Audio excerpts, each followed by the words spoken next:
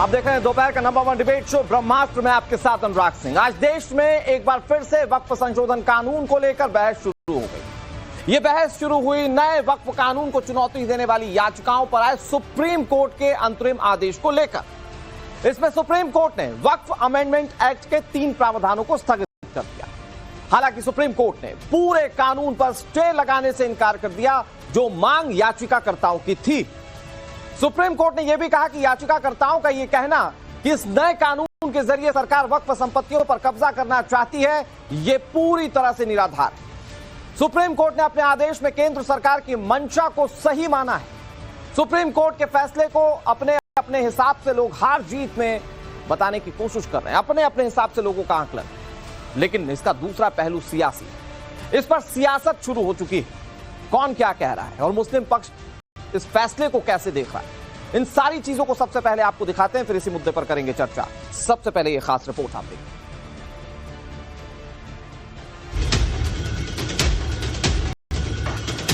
Court ने clearly stay कर दिया है, तो वो एक बहुत अच्छा ऑर्डर है। वक्फ के प्रोटेक्शन के लिए ये एक बहुत लैंडमार्क ऑर्डर है। आज जो माननीय सर्वोच्च न्यायालय ने अंतरिम राहत पे विचार करते हुए बहुत स्पष्ट आदेश दिया कि जो वक्फ अमेंडमेंट की जो प्रोविजंस है उसको स्टे नहीं किया गया है। इसमें माननीय सुप्रीम कोर्ट ने अधिकांश जो मांगे थी उसको नकार दिया है। केवल ये मांग किया, ये एक्सेप्ट कर लिया है कि भाई जो पहले जो अभी व्यवस्था दी गई है कि जो आदमी 5 साल तक प्रैक्टिस करेगा केवल वही वक्फ कर पाएगा। 4 महीने के इंतजार के बाद वक्फ अमेंडमेंट एक्ट पर सुप्रीम कोर्ट का अंतरिम आदेश आया तो नए वक्फ कानून को लेकर देश में एक बार फिर से बहस गर्मा गई है। सुप्रीम कोर्ट ने पूरे कानून पर रोक लगाने से इनकार कर दिया। कहा कि कानून पर केवल दुर्लभतम मामलों में ही रोक लगाई जा सकती है। हालांकि सुप्रीम कोर्ट ने भी कुछ धाराओं पर रोक जरूर लगाई। सुप्रीम कोर्ट के अंतरिम आदेश के मुताबिक वक्फ बोर्ड के कुल 11 सदस्यों में से 3 से ज्यादा गैर मुस्लिम सदस्य नहीं होंगे। राज्यों के बोर्ड में 3 से ज्यादा गैर मुस्लिम सदस्य नहीं होंगे। वक्फ करने के लिए किसी व्यक्ति को 5 साल तक इस्लाम का अनुयायी होना जरूरी नहीं है। कोर्ट ने क्लियरली स्टे कर दिया है, तो वो एक बहुत अच्छा ऑर्डर है। वक्फ के प्रोटेक्शन के लिए ये एक बहुत लैंडमार्क ऑर्डर है। तीसरी बात उसके बाद जो थी कि वक्फ बाय यूजर के जो अनरजिस्टर्ड वक्फ बाय यूजर है वो एक्ट के तहत प्रोटेक्टेड नहीं था। उसके बारे में बहुत क्लियरली कोर्ट ने स्टे ऑर्डर पास नहीं किया है, लेकिन उसके बारे में कुछ कहा गया है जजमेंट में, जो हम जब जजमेंट एक बार पढ़ लेंगे उसके बाद उस पर कुछ हम कह पाएंगे। आज जो माननीय सर्वोच्च न्यायालय ने अंतरिम राहत पे विचार करते हुए बहुत स्पष्ट आदेश दिया कि जो वक्फ अमेंडमेंट की जो प्रोविजंस है उसको स्टे नहीं किया गया है। दूसरा बात उन्होंने कहा है कि जो रजिस्ट्रेशन का जो मुद्दा है उस पर भी कोई स्टे नहीं है, यानी कि जो वक्फ रजिस्टर्ड नहीं है या जिसको रजिस्टर नहीं कराया जाएगा वो वक्फ प्रॉपर्टी ट्रीट नहीं होगा। तीसरी बात उन्होंने कहा कि जो नॉन मुस्लिम्स को मेंबर बनाने की बात कही है वक्फ बोर्ड में या अपीलेट ट्राइब्यूनल में, उसमें 3 की संख्या नॉन मुस्लिम्स की हो सकती है, उससे ज्यादा की संख्या नहीं हो सकती है। इसमें माननीय सुप्रीम कोर्ट ने अधिकांश जो मांगे थी उसको नकार दिया है। केवल ये मांग किया, ये एक्सेप्ट कर लिया है कि भाई जो पहले जो अभी व्यवस्था दी गई है कि जो आदमी 5 साल तक प्रैक्टिस करेगा केवल वही वक्फ कर पाएगा, उस सेक्शन को रोका है। बाकी और सरकार ने जो कानून बनाया है उन पे रोक लगाने से इनकार कर दिया है। ये इंटरिम ऑर्डर है। फाइनल हियरिंग जब होगी तो उसके बाद फाइनल डिसीजन होगा। सुप्रीम कोर्ट ने वक्फ संशोधन अधिनियम के उस प्रस्ताव पर रोक लगा दी है जिसके तहत सरकार की तरफ से निर्धारित अधिकारी को तय करने का अधिकार दिया गया था कि वक्फ संपत्ति ने सरकारी संपत्ति पर अतिक्रमण किया है या फिर नहीं। देखिए, उस पर उन्होंने कहा कि जो सेपरेशन ऑफ पावर है, जो पावर न्यायपालिका को दिया गया है राइट डिसाइड करने के लिए, वो पावर एग्जीक्यूटिव नहीं कर सकता है एक्सरसाइज। इसीलिए ट्राइब्यूनल को और हाई कोर्ट को जो पावर दिया गया है उसी पावर के आधार पर उसे किया जाएगा और रेवेन्यू अथॉरिटी के पावर को स्टे किया गया। जितना अभी तक बताया है उसमें थोड़ा सा हमें डिसअपॉइंटमेंट इसका है कि रजिस्ट्रेशन वाला स्टे नहीं किया, लेकिन उसमें टाइम लिमिट बढ़ा दी गई है। तो हमें उम्मीद है कि अभी हम जब पढ़ेंगे तो उसमें और भी चीजों पे हमारे सामने जाहिर होगा कि इसमें क्या क्या है इस ऑर्डर में। पिछली सुनवाई में याचिकाकर्ताओं ने नए वक्फ कानून को मुसलमानों के अधिकार के खिलाफ साफ बताया था, इस पर अंतरिम रोक लगाने की मांग की थी। वहीं केंद्र सरकार ने कानून के पक्ष में दलीलें रखी थी। आज सुप्रीम कोर्ट ने अपने अंतरिम आदेश में यह भी कहा कि याचिकाकर्ताओं का यह कहना कि नए कानून के जरिए सरकार वक्फ संपत्तियों पर कब्जा करना चाहती है, यह पूरी तरह से निराधार है। सुप्रीम कोर्ट ने अपने आदेश में केंद्र सरकार की मंशा को सही माना, लेकिन विपक्ष के नेता इस पर सियासी बयानबाजी करने से बाज नहीं आ रहे।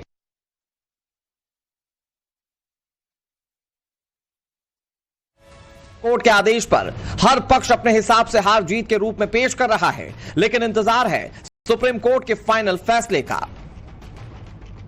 ये बहुत अच्छा फैसला है और सरकार की साजिश और सरकार की मंशा पर माननीय उच्चतम न्यायालय ने बड़े पैमाने पर रोक लगा दी है, अंकुश लगा दी है। तो पूरे देश में अपनी जमीनें दान करने वाले लोग, धार्मिक कामों के लिए, सामाजिक कामों के लिए, जिनको ये डर था कि सरकार उनकी जमीनें लूटने की कोशिश करेगी, फौरी तौर पर उनको बहुत बड़ी राहत मिली। कोर्ट को किसी भी संसद के कानून की स्क्रूटनी करने का अधिकार है और उसने अपने दृष्टि से जो दूसरी पार्टीज थी उन्होंने, मैंने कहा ना कि जो लूट की लंपट लाबी जो लूट के छूट का लीगल लाइसेंस चाहती है वो उसमें लगी हुई है।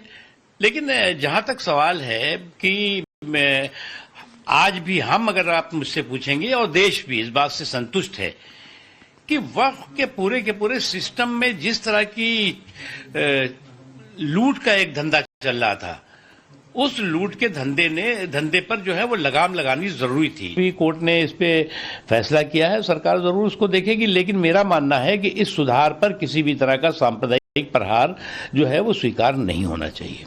सुप्रीम कोर्ट के इस आदेश के बाद देश में एक बार फिर से बहस का दौर जारी है। क्या सही क्या गलत, इस पर विमर्श किया जा रहा है। ब्यूरो रिपोर्ट, टाइम्स नाउ, नव भारत। दर्शकों, आपने वक्फ पर आए फैसले को लेकर सारे रिएक्शंस देखिए। मैं आपको इस फैसले के बारे में बहुत संक्षिप्त में बताता हूं। ये जो फैसला था उसकी कॉपी मेरे पास मौजूद है और इसमें जो सबसे इंपॉर्टेंट बात जो कोर्ट ने कही है वो ये, जो आप एक लाइन में इस पूरे फैसले का सार समझ जाएंगे, वो ये कि the prayer for stay of the इम्प्यून्ड act is therefore rejected.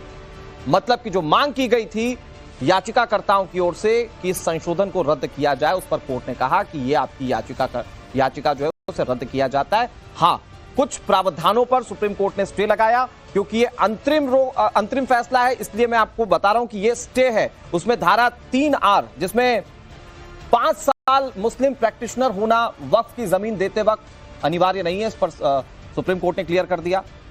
धारा 2C, इसके तहत कोर्ट ने बिल्कुल क्लियर कर दिया कि जब तक जांच रहेगी वक्फ की संपत्ति को वक्फ का ही माना जाएगा, जबकि सरकार के अमेंडमेंट में जब तक जांच चलती उसे वक्फ की संपत्ति नहीं माना जाता।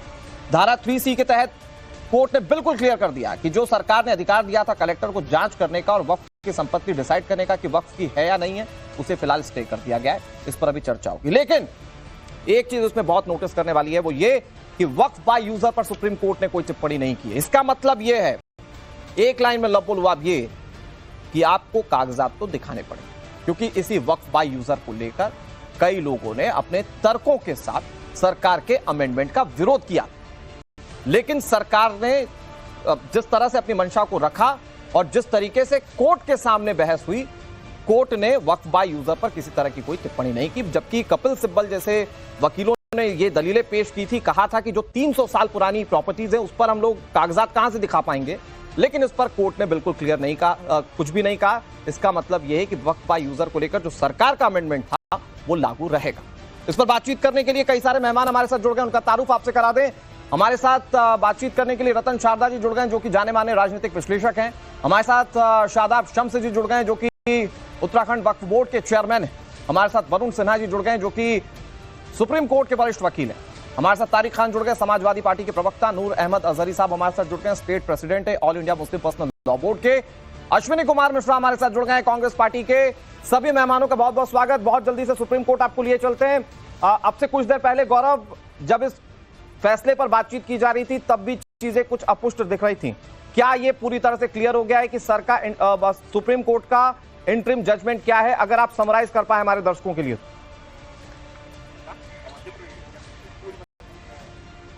बिल्कुल, देखिए सुप्रीम कोर्ट के अंतरिम आदेश की कॉपी जो तकरीबन 178 पेज की है वो सामने आ गई है। तकरीबन 5 सेक्शंस हैं जिनको लेकर चर्चा की है, लेकिन एक चीज मैं और जोड़ देना चाहूंगा आपकी बात में कि वक्फ बाय यूजर का में जो सुधार करके उसे हटाया गया, अमेंड करके हटाया गया, उस पर कोर्ट ने टिप्पणी की है।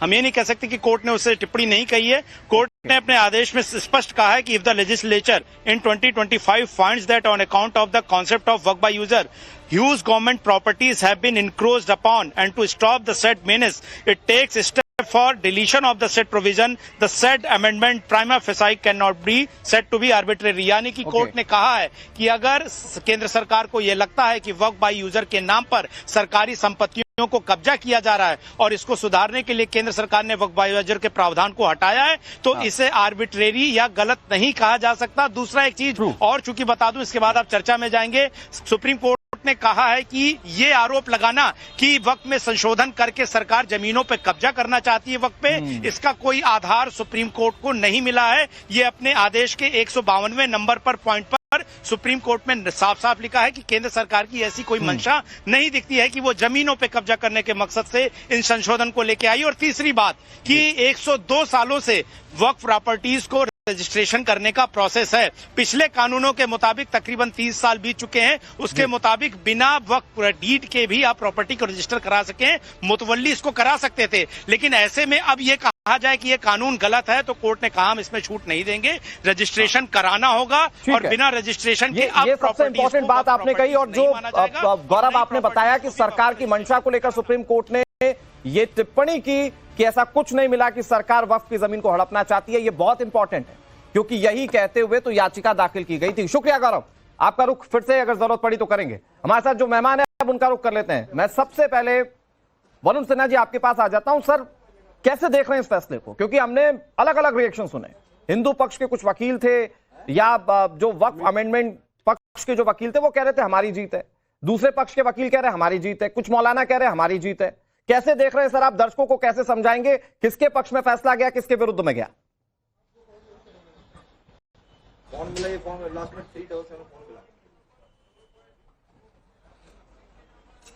वरुण सिन्हा जी, चलिए, हो सकता है वरुण सिन्हा तक आवाज ना पहुंच पा रही हो।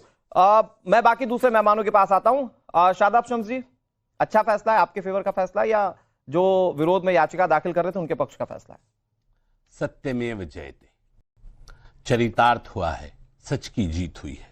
वो लोग जो लगातार ये कह रहे थे कि ये स्क्रैप है, असंवैधानिक है, इसको डस्टबिन कर देना चाहिए, ये लोकतंत्र की हत्या है, सुप्रीम कोर्ट ने, माननीय सर्वोच्च न्यायालय ने यह माना कि ये अमेंडमेंट गलत नहीं है, इसमें कोई दिक्कत नहीं है। हाँ, कुछ कमियां जो ऑपोजिशन ने रेज की उनकी तरफ उन्होंने ध्यान आकर्षित करके कुछ रिलीफ उनको भी दिया। लेकिन ये जो लगातार देश को जलाने की बात कर रहे थे लोग, पश्चिम बंगाल के अंदर जो हमने देखा तांडव हुआ, ये तो इस तरह की तो कोई बात नहीं आ रही। आज हम देख रहे हैं लगातार, मैं आपके चैनल पे भी देख रहा था, अभी बताया जा रहा था, कांग्रेस के नेता, दूसरे नेता कह रहे नहीं ये अच्छा फैसला आया है, हमारी जीत हुई है। हवाओं का रुख बदलने लगा है, सुना है वो मेरे साथ चलने लगा है। हम तो यही कह रहे थे भाई, ये गरीब मुसलमानों को उनका हक दिलाने। सरकार का एक बड़ा क्लॉज था ना सर उस प्रावधान में कि कलेक्टर भी, मतलब जिला अधिकारी भी जांच कर पाएगा, उसमें तो झटका लगा है? नहीं, बिल्कुल नहीं लगा है। अगर आप उसे गौर से देखें तो उत्तराखंड के अंदर हमने जो जिलाधिकारी है उसे वक्फ का उपायुक्त माना है और कमिश्नर को आयुक्त माना है, और जजमेंट देने का काम वो अपना निर्णय देंगे क्योंकि वो रेवेन्यू के हेड हैं और जिले के, और वो अपना निर्णय देंगे। उसके बाद कोर्ट है, क्योंकि कोर्ट का निर्णय तो कोर्ट ही देगा ना। तो सर्वोच्च न्यायालय ने ये माना है कि कोर्ट जो डिसीजन मेकिंग पावर है, जीत आपकी हुई। हम ये मानते हैं न्याय की जीत हुई है, ईमानदारी की जीत हुई है, गरीब मुसलमानों की जीत हुई है, जिनका ये हक था वक्फ उन तक ईमानदारी से पहुंचे, उसकी जीत। ठीक है, अजहरी साहब, अगर इस पक्ष को लग रहा है कि न्याय की जीत हुई है तो आपको क्या लग रहा है फिर? क्योंकि आप सुप्रीम कोर्ट के फैसले में यह बिल्कुल क्लियर हो चुका है कि गैर मुस्लिम तो होंगे वक्फ बोर्ड में, कागजात भी दिखाने होंगे आपको सर, इसी कागजात दिखाने से सबसे ज्यादा दिक्कतें थी। देखिए ये माननीय सुप्रीम कोर्ट का अंतरिम फैसला है जी, अंतिम नहीं है। अंतिम फैसले का इंतजार रहेगा हमें, आपको सबको। शादाब भाई, आपसे ये मेरा अनुरोध है कि मैंने आपको सुना है, आप मुझे भी सुनेंगे। बात ये है कि वक्फ संपत्ति जो है वो हमारा तहजीबी, तालीमी, मजहबी हमारी अमानत है और उस पर जो छेड़छाड़ की गई थी, की जा रही थी, कोशिश हो रही थी, उसकी जो उसकी हकीकत की पामाली हो रही थी, तो आज माननीय सुप्रीम कोर्ट ने जो 2-4 बिंदुओं पर अपना फैसला सुनाया है, आदेश दिया है, स्टे दिया है, मैं समझता हूं ये भारतीय जनता पार्टी इस पर हाशिए पर है। भारतीय जनता पार्टी के लोग इस पर बैक फुट पे हैं, ये किसी से छिपा हुआ नहीं है। भाई आप हम पर कलेक्टर को थोप रहे थे, अब कहां गई वो बात कर दी। आप 5 साल तक कोई इस्लाम में प्रैक्टिस करे 2013 वाले सारे प्रावधान लागू किए जाए और सारे संशोधनों को हटा दिया जाए। कोर्ट ने कह दिया ऐसा नहीं हो सकता, इसका कोई आधार नहीं मिला। आप ये कह रहे थे कि सरकार के मन में खोट है, वो वक्फ की संपत्ति हड़पना चाहती है। कोर्ट की टिप्पणी ये है कि ऐसी कोई चीज नहीं मिली प्रोसीडिंग के दौरान, फिर भी आप कह रहे हैं कि झटका सरकार के लिए या बीजेपी के लिए। अभी सरकार ने ये कहा है ना, वक्फ यूजर के ताल्लुक से बोल रहे हैं आप, तो वक्फ यूजर अभी अब अंतिम फैसला आने दें। हम तो माननीय सुप्रीम कोर्ट से ये अनुरोध करेंगे। एक मिनट सर, थोड़ा सा मैं चाह रहा हूं कि दर्शकों के लिए सहूलियत हो। वरुण सिन्हा जी हमारे साथ जुड़ गए हैं, वरिष्ठ वकील है सुप्रीम कोर्ट के। वरुण सिन्हा सर, थोड़ा सा अगर एक बार आप हमारे दर्शकों के लिए समराइज कर दें, आज का ये फैसला क्या मुख्य बिंदु है दोनों पक्षों के लिए, मतलब सरकार के लिए और खिलाफ में याचिका दाखिल करने वालों के लिए, क्या इसके मुख्य बिंदु है दोनों के लिए? देखिए, आज जो माननीय सर्वोच्च न्यायालय का जो अंतरिम आदेश आया है वक्फ अमेंडमेंट कानून में, वो कोई भी पक्ष ऐसा नहीं कर सकता कि वो उदासीन हो इस फैसले से। सबसे बड़ी बात है कि जो सरकार ने जो वक्फ कानून 1995 में जो जितने अमेंडमेंट्स लाए, तमाम अमेंडमेंट्स को स्टे करने से कोर्ट ने मना कर दिया। कहा कि रेयरेस्ट ऑफ रेयर केसेस में कोई भी जो कानून है पार्लियामेंट का, उसको हम स्टे कर सकते हैं। ऐसा rarest of the rare case नहीं बनाया गया है याचिकाकर्ताओं के द्वारा, लिहाजा उसको रिजेक्ट कर दिया।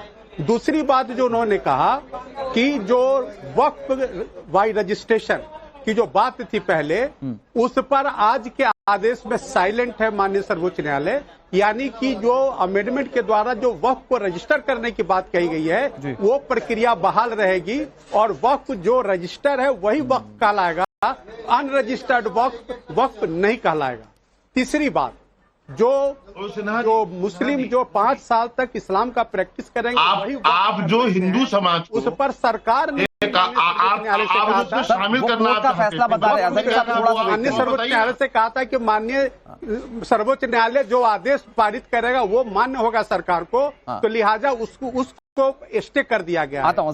चौथी बात कही गई है कि जो रेवेन्यू ऑफिसर के रिपोर्ट पे जो डीएम का जो एक्शन होता है उसको स्टे कर दिया गया, यह कहते हुए कि न्यायिक प्रक्रिया ट्राइब्यूनल या न्यायालय, उच्च न्यायालय के अधिकार क्षेत्र का है। इस पर जो है ये यही तो हम कह रहे थे ना, फैसला नहीं दे सकता है, लिहाजा उसको स्टे कर दिया गया। वरुण सर, आपने बहुत अच्छे से समझाया, लेकिन अजहरी साहब आप तो ये भी कह रहे थे कि गैर मुस्लिम नहीं होना चाहिए। आप तो ये भी कह रहे थे हम कागज नहीं दिखाएंगे।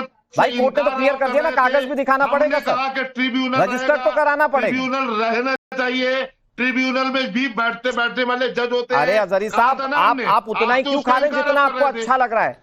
असल बात तो ये है कि जो दवाई आपके लिए निर्धारित की गई है, पूरी की पूरी दवाई आपको खानी पड़ेगी। तो आपके बोर्ड में गैर मुस्लिम रहेंगे। देखिए, हम आपको ये कागज दिखाने पड़ेंगे कि वक्फ की संपत्ति आपकी क्यों है।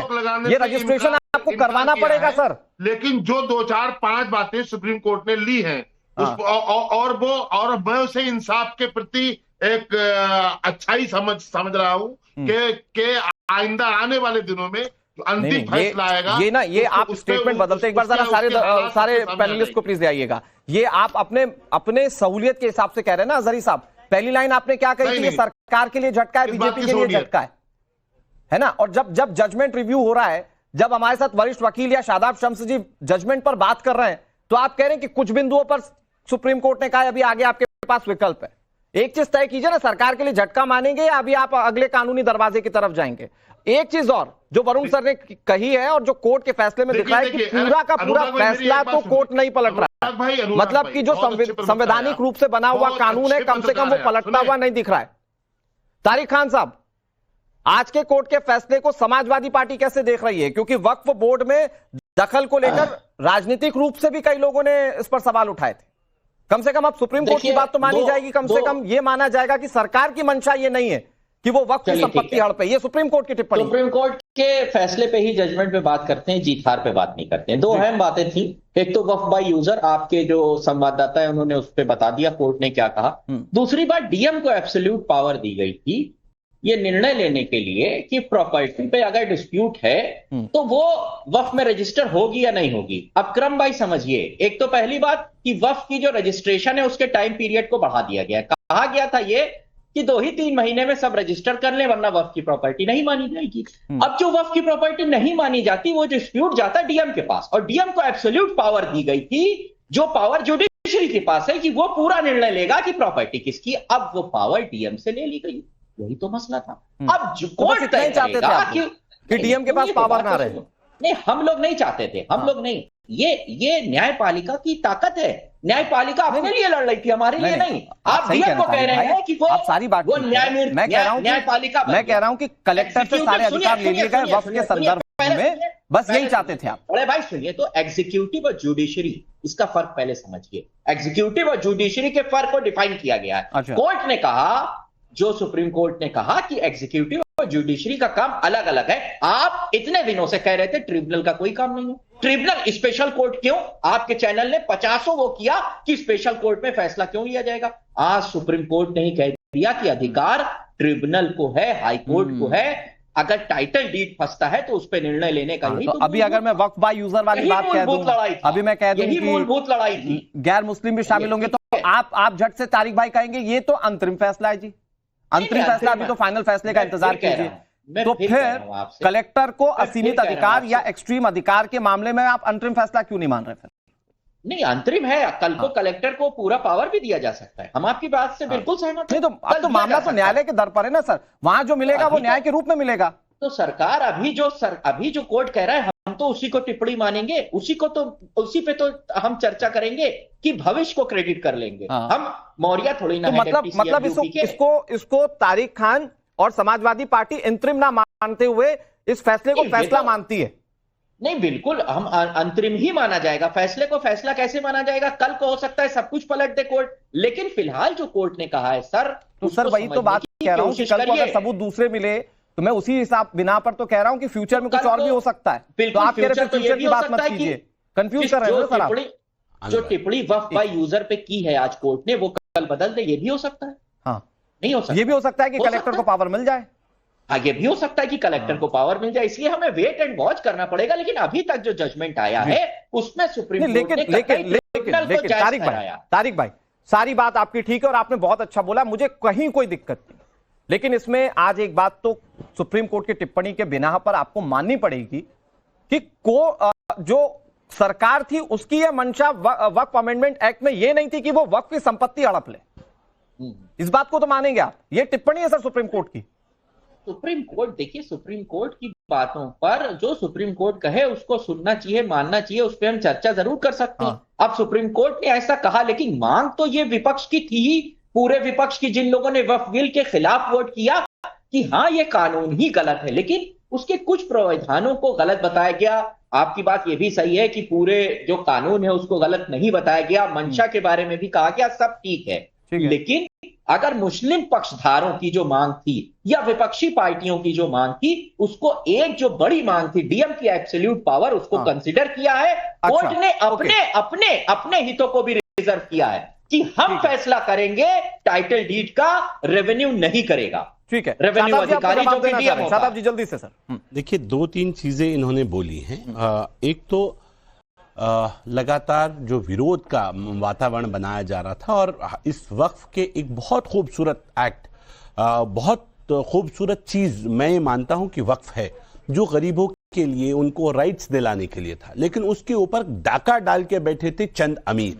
75 साल में जिस तरह से औकाफ में लूट हुई है, उस गरीबों का हक गरीबों को नहीं मिला है। सरकार की मंशा थी कि गरीबों का हक गरीबों को मिले, लेकिन एक वातावरण बनाया गया कि नहीं, वो बचाने के चक्कर में, वक्फ माफिया को बचाने के लिए सारा षड्यंत्र चल रहा था। आपने कहा ये स्क्रैप है, इसे डस्टबिन कर दीजिए वक्फ एक्ट को। आपने सरकार की मंशा पे सवाल उठाए, सुप्रीम कोर्ट ने कहा नहीं, सरकार की मंशा इस एक्ट के हिसाब से कहीं नहीं दिख रही है कि वो गलत सोच रही है। दूसरा, सुप्रीम कोर्ट ने कहा कि जो आप रिलीफ की बात कर रहे हैं। सुप्रीम कोर्ट ने, आप कह रहे थे कि आप ये इसको दारुल इस्लाम बना रहे थे आप हिंदुस्तान को, कि नहीं यहां तो बिल्कुल शरीयत में कोई दखल नहीं होगा, गैर मुस्लिम कैसे आ जाएगा। कोर्ट ने माना 22 सदस्य अगर CWC में जा रहे हैं तो 3 सदस्य इसमें नॉन मुस्लिम हो सकते हैं। ये मेरा सेक्युलर भारत हुआ, जिसके ऊपर आप तांडव कर रहे थे, आपा पीट रहे थे। आप कहते हैं अगर ये आपकी जीत है तो हम आपकी जीत का स्वागत करते हैं, मोस्ट वेलकम। हम तो यही चाह रहे हैं आपकी जो नीयत है, आपकी नीयत बदल जाए। ठीक है। दूसरा, आपने कहा कि जो CEO है वो मुस्लिम होना चाहिए।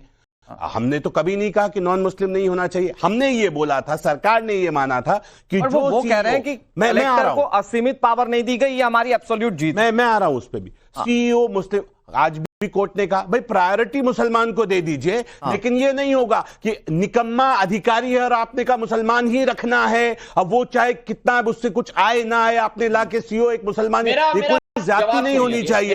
इसको रोकने के लिए यहाँ भी उल्टा गिरे। हम ये अधिकारी इस देश के अंदर ईमानदार है, IAS जो काबिल हो, काबिलियत के आधार पर। ठीक है शादाब जी, जवाब ले लीजिए। जवाब ले लीजिए। दूसरी बात, जवाब ले लीजिए शादाब जी, कुछ कह रहे हैं तारिक भाई। ओके तारिक भाई, आपका टर्न है, फिर दूसरे मेहमान के पास जा रहा हूं, प्लीज। ये जनसभा नहीं है, भाषण नहीं होना। अरे भाषण तो आप दे रहे थे, भाषण आप दे रहे थे। डरपोक लोग अपनी टोपी का, लाल टोपी पहना के उतारते ना मुसलमानों को, गोल टोपी का सहारा लेके आए। किसने देश जलाया, किसने प्रदेश जलाया, किसने मुसलमानों को गुमराह किया? अरे शर्म से डूब के मर जाना चाहिए आप लोगों को। इतना दम समाजवादी पार्टी में नहीं है, अपने झंडे अपनी टोपी के साथ आते ना। मुसलमानों की लड़ाई लड़ने के लिए मुसलमानों को अकेला छोड़ दिया आपने। केवल सपोर्ट करते हैं। ठीक है, ओके शादाब जी, ठीक है शादाब जी, अब प्लीज तारिक भाई। मैं कह रहा हूं वक्फ बाय यूजर और डीएम का एब्सोल्यूट पावर आपस में लिंक है। कैसे?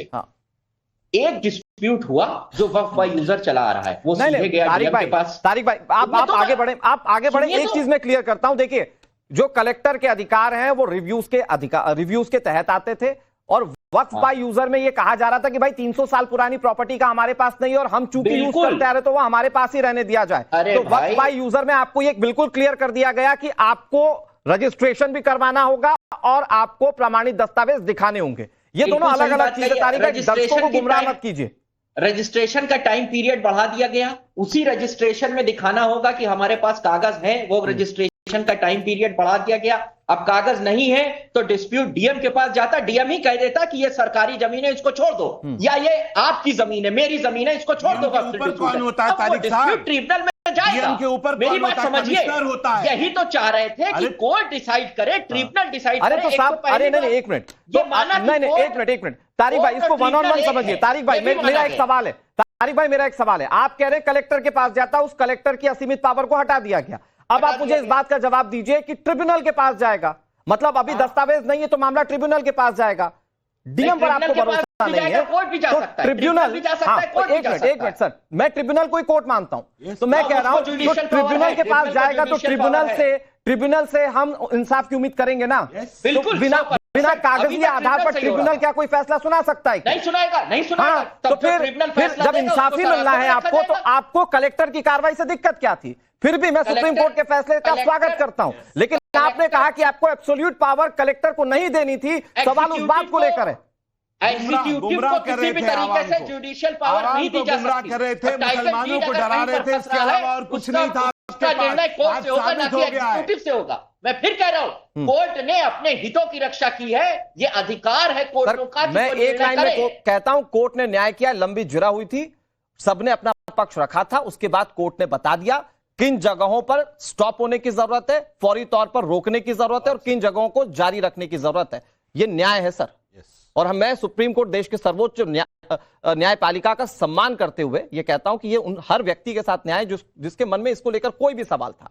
तो अश्विनी कुमार जी, ये न्याय की जीत। हाँ, लेकिन अश्विनी कुमार जी, विपक्ष तो कह रहा था कि भाई ये तो सरकार हड़पना चाह रही है सब कुछ, तो सरकार, ये तो सरकार क्या कहेगी, चलिए छोड़ देते हैं सरकार क्या कहती। कोर्ट ने कह दिया ऐसी कोई मंशा नहीं, कानून वो है जिसकी जरूरत थी, सरकार उसको लेकर आई है, सरकार का अधिकार है और सरकार उसी के तहत आगे बढ़ रही। तो अब तो कोई दिक्कत नहीं ना। मतलब पवन खेड़ा कह रहे हैं कि सरकार बिना सोचे समझे ले आई थी, उससे पहले इमरान मसूद कह रहे थे हमारी जीत हो गई है। लेकिन इस टिप्पणी पर भी गौर करना होगा, जब कोर्ट ने बिल्कुल क्लियर कर दिया कि सरकार की मंशा वक्फ जमीन को हड़पने की नहीं है, तो अगर ये सुधारने के लिए है कानून को, तो इसको स्वीकार हर पॉलिटिकल पार्टी को करना पड़ेगा। जी अनुराग जी, मैंने आपको 23 मिनट सुना है, मुझे लगता है 1.5 मिनट का समय मुझे बिल्कुल दिया है एटलीस्ट। पहली चीज तो कोर्ट ने बोला है कि प्राइमा फेसियाई ये आर्बिट्री नहीं दिख रहा है। प्राइमा फेसियाई ऐसा नहीं बोला कि मैंने सारी रिसर्च की और उसके बाद सरकार की मंशा नहीं है, प्राइमा फेसियाई बोला हुआ है। अब आते हैं जो हमारा मेन विरोध था कि ये असंवैधानिक है, संवैधानिक नहीं है वक्फ बोर्ड, उसको एक्सप्लेन करते हैं। संविधान का पहला नियम है हमारे कि 3 बॉडी होती हैं, एग्जीक्यूटिव, लेजिस्लेटिव एंड जुडिशरी। हम असंवैधानिक तरीके से एक एग्जीक्यूटिव को जुडिशरी का पावर दे रहे थे, डीएम को, जो कोर्ट ने माना और बोला असंवैधानिक है, ये नहीं होना चाहिए। दूसरा जो मेन प्रिंसिपल होता है नेचुरल जस्टिस का, उसमें अगर किसी का कोई प्रॉपर्टी आप बोलते हो डिस्प्यूटेड है, तो उसमें सरकार पहले बोलती थी अगर प्रॉपर्टी वक्फ की डिस्प्यूटेड है तो ये हमारी हो गई, वक्फ की नहीं रही। कोर्ट ने इसको भी नकारा, ये भी प्रिंसिपल ऑफ नेचुरल जस्टिस के अगेंस्ट था। तीसरा सबसे बड़ा जो हमारा फंडामेंटल राइट्स था, जिसमें हम प्रैक्टिस टू रिलीजन की बात करते हैं, किसी व्यक्ति, कोई व्यक्ति अपने रिलीजन, अपनी फ्रीडम के तहत कुछ भी किसी को भी दान कर सकता है। वो भी सरकार कहते हैं, कोर्ट ने माना कि कोई भी जरूरी नहीं है कि 5 साल प्रैक्टिसिंग मुस्लिम ही वक्फ दान कर सकता है। तो जो मेन फंडामेंटल पॉइंट्स थे हमारे, जो संवैधानिक, जो हम बोल रहे थे कि संविधान के खिलाफ है, उन सभी को कोर्ट ने माना है कि जो इसमें जो भी असंवैधानिक प्रक्रियाएं थी, असंवैधानिक थे, उन सब पे कोर्ट ने इंटरिम ऑर्डर दिया हुआ है। और यही हमारा मेन विरोध था।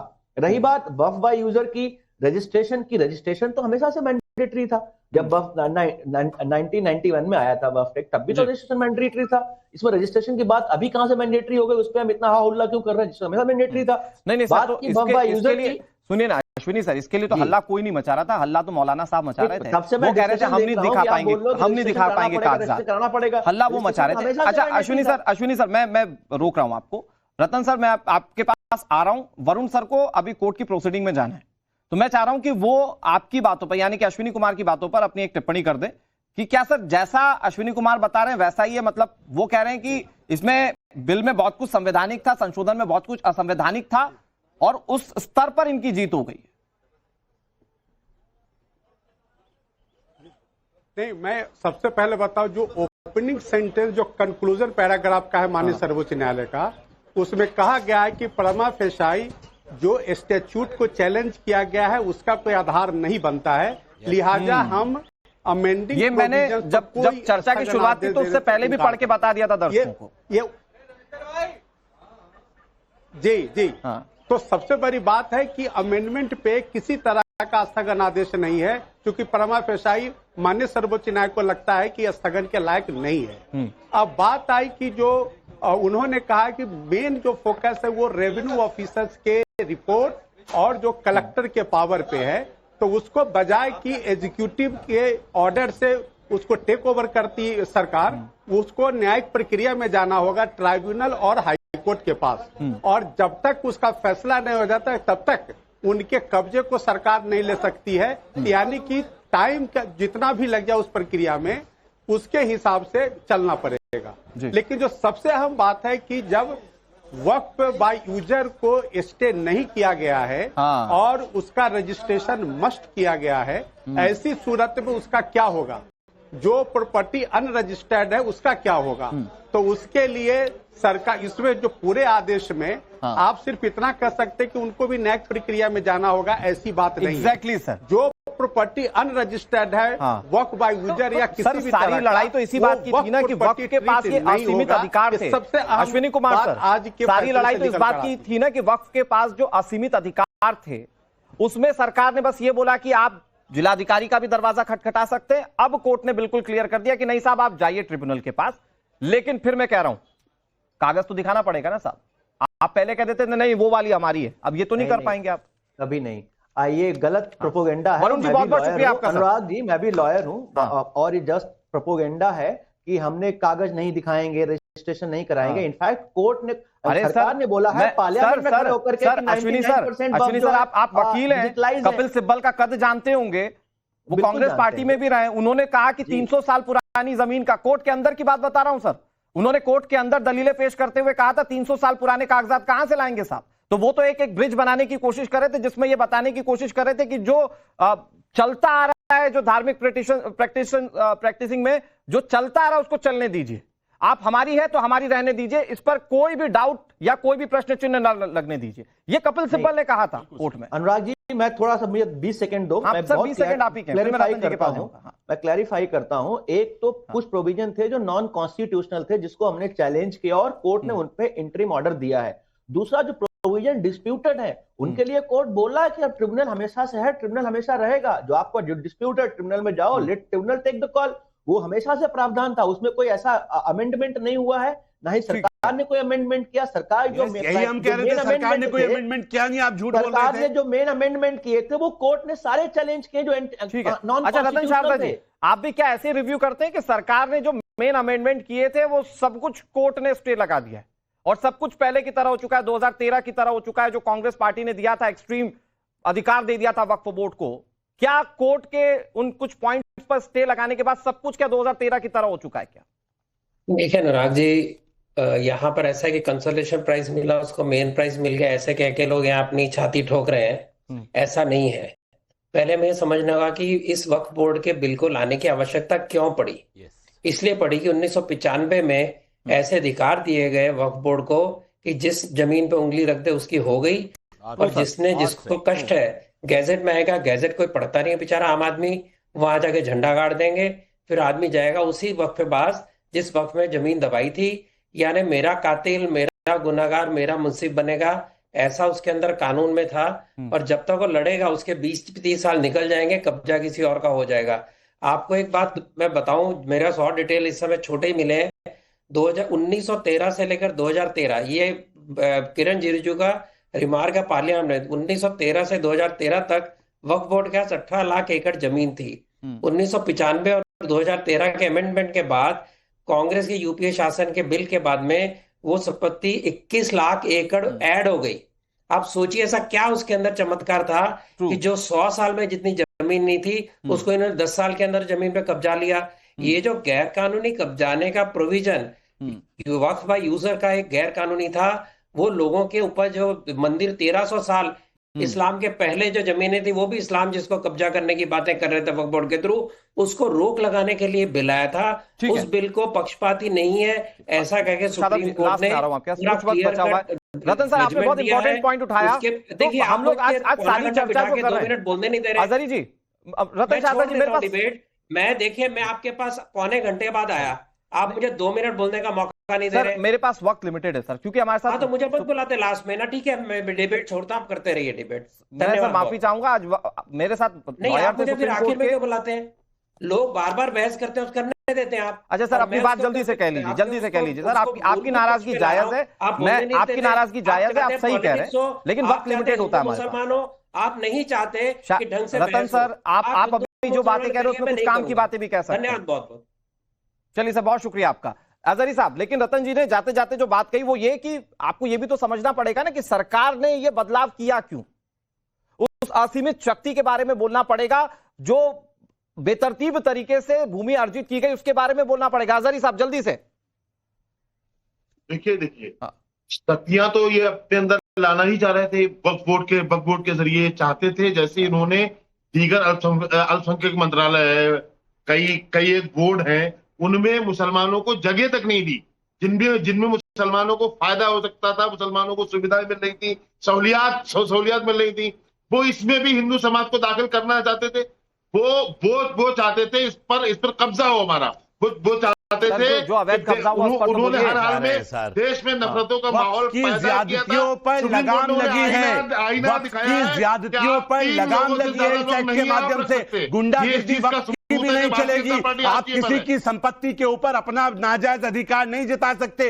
ये गैर इस्लामिक था, गैर शरई था, और मुझे लगता है अगर गैर शरई काम को अदालत बहुत प्यार से आपसे कर रहा हूं बात, काम करती है तो बेहतर है। गुंडागिर्दी किसी की नहीं चलेगी। अजहरी साहब और बाकी सारे मेहमानों को बहुत बहुत शुक्रिया, वक्त इतनी इजाजत दे रहा था। एक बड़ी खबर आ गई, उसका रुख करना पड़ेगा। पटना में दरोगा भर्ती पर भयंकर बवाल देखने को